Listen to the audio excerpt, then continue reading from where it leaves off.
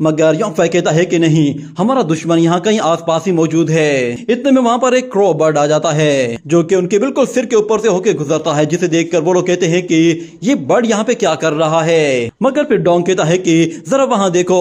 उन लोगों को वहाँ पर कोई घर दिखाई दे रहा होता है, जिस पर योंगफाई कहता है कि मैंने सोचा नहीं था कि यहाँ पे कोई घर भी होगा, क्योंकि मैप में तो ऐसा कोई भी घर नहीं दिखाई दिया था। वो उस मैप को दोबारा से निकालता है और कहता है कि मुझे अच्छे से याद है, यहाँ से सबसे ज्यादा नजदीक शहर मोचिजुकी है, वहाँ तक जाने में भी हमें कम से कम भी 3 दिन का टाइम लगेगा। मगर प्रिंसेस कहती है कि अगर तुम्हारे अंदर इतनी अकल होती कि तुम मैप को रीड कर पाते तो हम लोग इस मुसीबत में ना फंसते।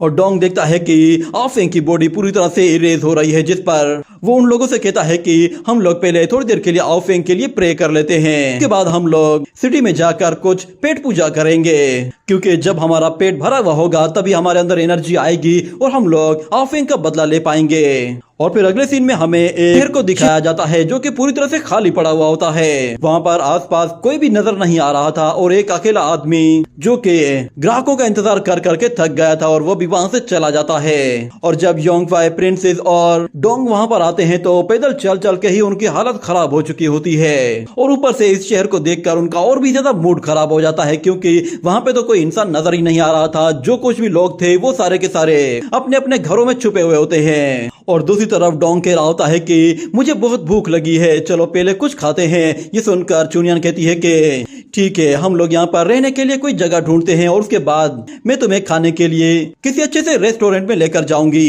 ये कहते ही वो आगे की सिचुएशन को देखने के लिए चली जाती है तो वहाँ पर बहुत ज्यादा धूल मट्टी होने की वजह से वो उस धूल मट्टी में गायब हो जाती है। योंगफाई उसे रुकने के लिए भी कहता है, मगर वो उसकी बात माने बगैर ही वहाँ से आगे चली जाती है। और योंगफाई फिर उसे जोर से कहता है कि हम लोग अलग अलग हो जाएंगे तो फिर हम लोग क्या करेंगे, मगर वो उसे कोई भी जवाब नहीं देती, जिस पर योंगफाई कहता है कि ये लड़की सच में एक सरदर्द है।